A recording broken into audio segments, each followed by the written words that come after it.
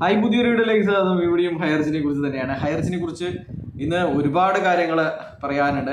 എന്നാലും ഏറ്റവും പ്രധാനപ്പെട്ട ഒരു കാര്യം എന്ന് പറയുന്നത് നമ്മുടെ നിലവിലെ കേസിൻ്റെ ഒരു അവസ്ഥയാണ്. നമുക്കറിയാം, കഴിഞ്ഞ 9-ാം തീയതി ആയിരുന്നു, ഈ സെപ്റ്റംബർ 9-ാം തീയതി ആയിരുന്നു ഇതിൻ്റെ അർജൻറ്റ് പെറ്റീഷൻ എന്ന് പറഞ്ഞിട്ടൊക്കെ ഒരു കേസ് വിജി അരുൺ സാറുടെ ബെഞ്ചിലേക്ക് വന്നത്. 612 ആയിരുന്നു അന്ന്. സർക്കാരിൻ്റെ വക്കീല് കൗണ്ടർ ഫയൽ ചെയ്തിട്ടുണ്ടായിരുന്നു. എന്നാൽ സ്വാഭാവികമായിട്ടും കൗണ്ടർ ഫയൽ ചെയ്തതിന് ശേഷം ഇവർക്ക് എതിർവാദങ്ങൾ ആ കൗണ്ടറിനെ കൗണ്ടർ ചെയ്തുകൊണ്ട് പിന്നെ കൗണ്ടർ ചെയ്തുകൊണ്ട് എതിർ സത്യവാങ്മൂലം സമർപ്പിക്കേണ്ടതാണ്.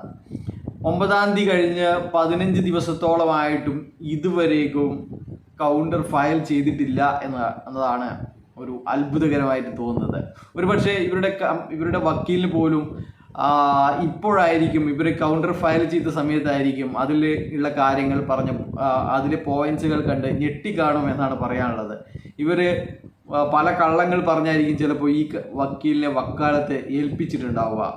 എന്നാൽ ഈ കാര്യങ്ങളൊക്കെ അറിഞ്ഞ് നമ്മുടെ ഷാ വക്കീല് പിന്മാറിയതുപോലെ ഇനി ഈ വക്കീലും പിന്മാറിയോ എന്ന് നമുക്ക് 27-ാം തീയതി വരെ കാത്തു നിൽക്കേണ്ടി വരും എന്നുള്ളതാണ്. അതിന് പ്രത്യേകം പറയാനുള്ളത് എന്ന് വെച്ച് കഴിഞ്ഞാൽ, ഇവർ വാട്സപ്പ് ഗ്രൂപ്പുകൾ ഒന്നും തന്നെ കമാന്നൊരു അക്ഷരമിണ്ടാത്ത വാട്സപ്പ് ഗ്രൂപ്പുകളെല്ലാം തന്നെ പൂട്ടിക്കെട്ടിയിരിക്കുകയാണ് എന്നുള്ളത് കൊണ്ടാണ് നമുക്കൊന്നും തന്നെ അറിയാൻ പറ്റുന്നില്ല. ഇവരുടെ വാട്സപ്പ് ഗ്രൂപ്പുകളിൽ ഒന്നും നടക്കുന്നില്ല. പക്ഷേങ്കിൽ ലീഡർമാർ പല ആൾക്കാരും തമ്മിൽ ഭയങ്കര അടിയാണ് എന്ന് തന്നെയാണ് അറിയാൻ കഴിയുന്നത്. ഹൈറച്ച് നിർത്തിപ്പോയവർ, ഹൈറച്ച് ഈ ഒരു പാതി വഴിക്ക് ഇട്ടിട്ട് പോയവരും ഹൈറച്ചിനെ ഇപ്പോഴും താങ്ങിക്കൊണ്ട് നടക്കുന്നവരും തമ്മിലുള്ള അടിയാണ് ഇപ്പോൾ കാണാൻ പറ്റുന്നത് എല്ലായിടത്തും. അപ്പോൾ നാളെ തന്നെ നമ്മൾ, അല്ലെങ്കിൽ ഇപ്പം തന്നെ നമ്മൾ വാദിക്കാമെന്നൊക്കെ പറഞ്ഞ ആൾക്കാരുടെ കയ്യിൽ ഒരു രേഖ പോലുമില്ല. ഒരു കൗണ്ടർ അഫിഡവിറ്റ് പോലും സമർപ്പിക്കാനില്ലാത്ത വളരെ ദുഃഖകരമായിട്ടുള്ള ഒരു അവസ്ഥയിലാണ് ഈ കമ്പനി പോയിക്കൊണ്ടിരിക്കുന്നത്. ഇനിയിപ്പോൾ എന്തായാലും വളരെ ചുരുങ്ങിയ, ഇന്ന് 23 വെറും ഒരാഴ്ച മാത്രമാണ് ശ്രീനാഥ് പ്രതാപൻ പറഞ്ഞ ഡേറ്റുകൾക്ക് ബാക്കിയുള്ളത്.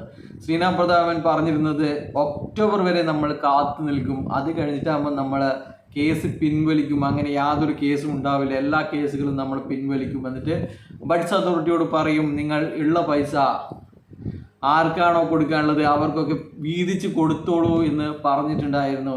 അതിൻ്റെ വോയിസ് റെക്കോർഡുകൾ എല്ലാം തന്നെ നിങ്ങൾ കേട്ടതാണ്. ഒക്ടോബർ വരെ നമ്മൾ ഫൈറ്റ് ചെയ്യുമെന്നാണ് പറഞ്ഞത്. ഒക്ടോബർ കഴിഞ്ഞാൽ നമ്മൾ എല്ലാം തന്നെ അടിയറ വെക്കുമെന്നാണ് പറഞ്ഞിരുന്നത്. ഇത് പറഞ്ഞിരുന്നത് മെയ് മാസം അവസാനമാണ്. മെയ് മാസം അവസാനത്തോട് പറഞ്ഞ കാര്യമാണ്. ഇപ്പോൾ ചിലപ്പോൾ അവരത് മറന്നുപോയിട്ടുണ്ടാവും എന്നുള്ളതാണ്. അപ്പോൾ ഇപ്പോൾ അയ്യൂബ് ഖാനെ പോലെയുള്ള ആൾക്കാർ പറയുന്നത് ഒരു 3 മാസം കൂടി വെയിറ്റ് ചെയ്യുമെന്നാണ്. അവനുണ്ടാവില്ല, പക്ഷേങ്കിൽ കാത്തിരിക്കുന്നവരോട് 3 മാസം കൂടി വെയിറ്റ് ചെയ്യാനാണ് പറഞ്ഞിരിക്കുന്നത്. അവർക്ക് വേറെ പണിയൊന്നുമില്ലല്ലോ. അവനിങ്ങനെ 2-3 ആളെ കൂട്ടിയിട്ട് ഇങ്ങനെ മീറ്റിങ്ങുകൾ നടത്തിയിട്ട് വലിയ നേതാവാകാൻ, അടുത്ത ജിനിൽ ജോസഫോ അടുത്ത ഫിജീഷോ ആവാനുള്ള തത്രപ്പാടിലാണ് അവൻ്റെ കാര്യങ്ങൾ എന്ന് പറയേണ്ടി വരും. ഇപ്പോഴാണെങ്കിൽ നമുക്കറിയാം, ദിനം പ്രതി നിരവധി തട്ടിപ്പുകളുടെ വാർത്തകളാണ് വന്നുകൊണ്ടിരിക്കുന്നത്. അപ്പോൾ നമുക്ക് ഈ ഒരു 2013 കാലഘട്ടങ്ങളിൽ എങ്ങനെയാണോ കേരളം അഭിമുഖീകരിച്ചത്, ഈ തട്ടിപ്പുമാരെ മണീച്ചൻകാരെയൊക്കെ ആട്ടി ഓടിച്ച ഒരു സമയം ഉണ്ടായിരുന്നു 2013 ആ കാലഘട്ടത്തിൽ. അതുപോലെ 2024 അതിനുള്ള സമയമായിരിക്കുന്നു എന്നാണ് പറയാനുള്ളത്. അപ്പോൾ ഇവരെ കൈകാര്യം ചെയ്യേണ്ട സമയം അതിക്രമിച്ചിരിക്കുന്നു. ഇവരിങ്ങനെ പലതും പറഞ്ഞിട്ട് 48 രൂപയുടെ കരിഞ്ചീരകം 2750 രൂപക്ക് കരിഞ്ചന്തയിൽ വിൽക്കുന്ന ഇവരെ പോലെയുള്ളവരെ കൈകാര്യം ചെയ്യേണ്ടതാണ് എന്നാണ് പറയാനുള്ളത്. അപ്പോൾ ഈ 15 ദിവസമായിട്ടും കൗണ്ടർ ഫയൽ ചെയ്യാതെ ഇനി എന്താവും എന്ന് പറഞ്ഞു കഴിഞ്ഞാൽ അതും കൂടി നമുക്ക് പറഞ്ഞിട്ട് ഈ വീഡിയോ അവസാനിപ്പിക്കാം. ഇനി ഇവർ 27-ാം തീയതിയാണ് ഇവരുടെ കേസുള്ളത്. 27-ാം തീയതി ഇവർ പറയും നമുക്ക് 2 ആഴ്ച നീട്ടിവെക്കണം എന്ന് പറയും. ഉളുപ്പുണ്ടെങ്കിൽ ഇതിനിടയ്ക്ക് കൗണ്ടർ റെഡിയാക്കിയിട്ട് ഫയൽ ചെയ്യുക എന്നുള്ളതാണ് പറയാനുള്ളത്. അല്ലാതെ ഇനിയും കുറച്ച് പാവങ്ങളെ വിശ്വസിക്കുന്നുണ്ട് ഈ കമ്പനി തിരിച്ചു വരും, നിങ്ങളൊക്കെ വാക്ക് കേട്ടിട്ട് വിശ്വസിക്കുന്നുണ്ട് ഈ കമ്പനി തിരിച്ചു വരുമെന്ന്, അല്ലെങ്കിൽ ഒക്ടോബർ വരെയെങ്കിലും കാത്തിരിക്കാൻ വേണ്ടിയിട്ട് കാത്തിരിക്കുന്ന ഒരുപാട് ആൾക്കാരുണ്ട്.